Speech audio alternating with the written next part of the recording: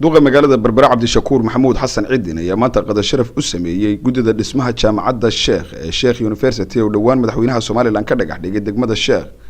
جددنا oo ka kooban 9 xubnood ayaa waxa sidoo kale ka soo qayb galay munaasabadaasi gudoomiyaha gobolka saaxil mariyaha dekada weyn ee berbera iyo mas'uuliyiin kale waxaan halkaasi ka warbixiyay dhismaha jaamacadda Sheikh University iyo halka ay marayso xubno ka tirsan gudidaasi iyo sidoo kale gudoomiyaha degmada Sheikh Ibrahim Abdullahi Cabsiye degmada Sheikh oo ahayd hooygii waxbarashada runtii Somaliland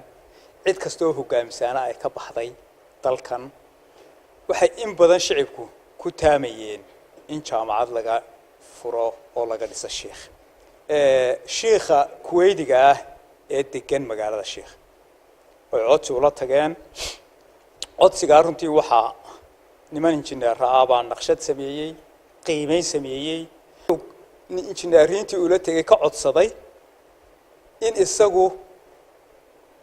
two said laba meelood bixiyo meel ahaan meesha kalena ay bixiyaan dadweynaha reer Sheikh wala isugu yimi madaxweynaha waa imo dhagaxii buu dhigay waxa deeyaduna waajib labaad meesha madaxweynuhu dhagax dhigayna project kaasuna inuu muuqdo oo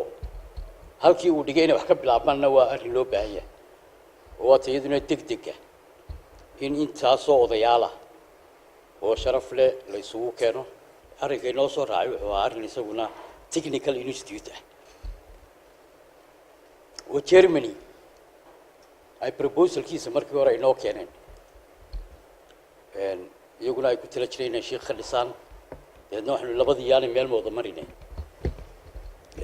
qolada Jarmalkana in berbera u dino jaamacaddu waxaa noqotay Sheikh mariyaha dekada weyn ee berbera Saciid Xasan Cabdullaahi oo isna halkaasi ka hadlay ayaa ballan qaaday inay dekad ahaan ka qayb qaadan doonaan dhismaha jaamacadda laga hirgelinayo degmada Sheikh marka dadka aqoon ay leeyihiin bay wax soo saar yeeshaan oo jahliga ka baxaan oo hogaamiyaal wanaagsan yeeshaan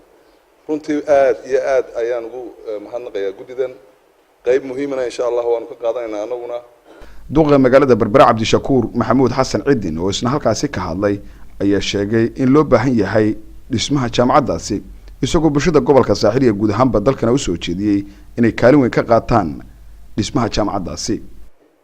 kaladan iyo hoosaba waxaan ugu baaqaynaa inuu ka qayb galo sidaynu jaamacadda uga dhisi lahayn degmada Sheikh iyadoo Sheikh Somaliland oo dhan ay xuquuqi xaq ku leedahay in alaaliyo inta mudakar ay Somaliland leedahay waxa wax ka soo barteen ku soo baxeen Sheikh ay ka soo baxaan ama la saarada ka yimaado ama cirgaabaha ka yimaado ama booramaha ka yimaado dadka taariikhda ku leh Somaliland waxa bay soo haa Sheikh maanta waxaan la doonaynaa jaamacad ka sareysa oo jiilasha maanta iyo kuwa bariba ay noqon doonaan kuwa iyaguna dalkooda sida kuwii hore wanaajin doona insha Allah taala marka dadka la dhiso ayuu dalku dhismaa